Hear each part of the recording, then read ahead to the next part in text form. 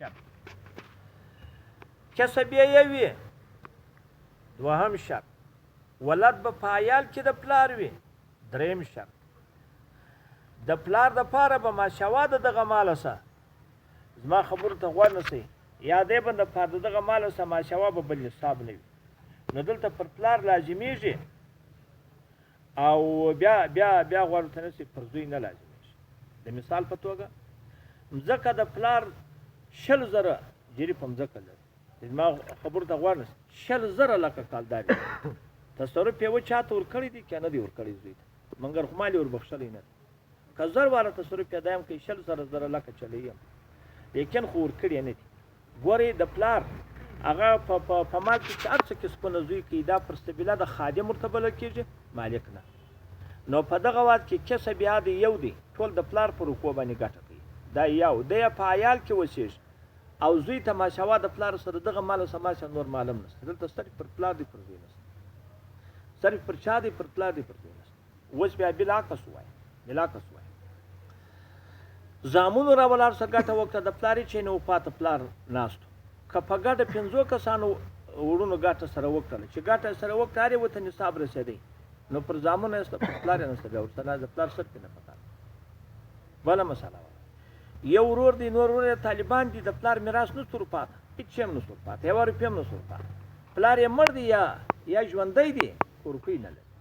په مړو دا ژوندی فرق نه لري خو یو ورور یې راولاړ شو ګټه وکړه تیا فرض کړه نور طالبان دي یوه روپۍ هم د ګډ ویشته نشته او د قرار راولاړ که سو هغه ګټه وکړه اوس روپۍ چلی 300 لکه 3,000 لکه روپۍ لري بیا یوازې پر دا ورور شته پرې چا باندې پر دا یو ورور شته نه پر نور وروڼو شته نه پر چا شته اعتبار و روپو ته د یم تصرفا نه ملکن نه پلار ته اعتبار شته نه ورور ته اعتبار شته هېڅ چا ته اعتبار نشته زما په خبره پوه شواست د اګر صورتونه که د چا په زړه کې څه راګرځي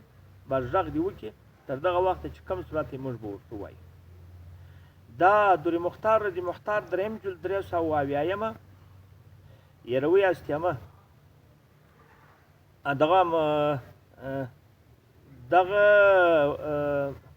او 383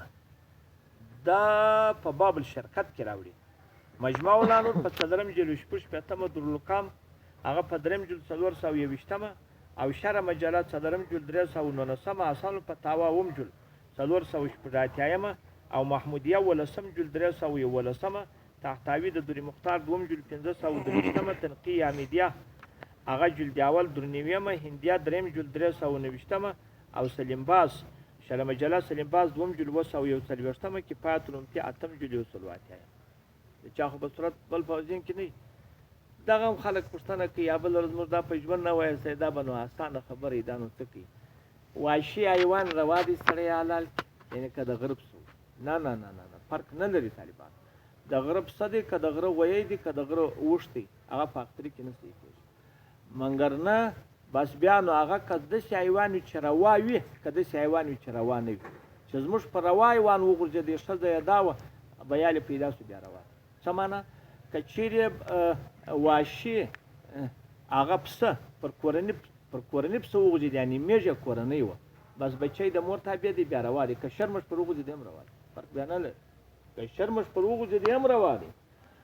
خو که راولاړ شو کورنۍ پسه پر دشتې پسه وغورځېدی بیا نه دی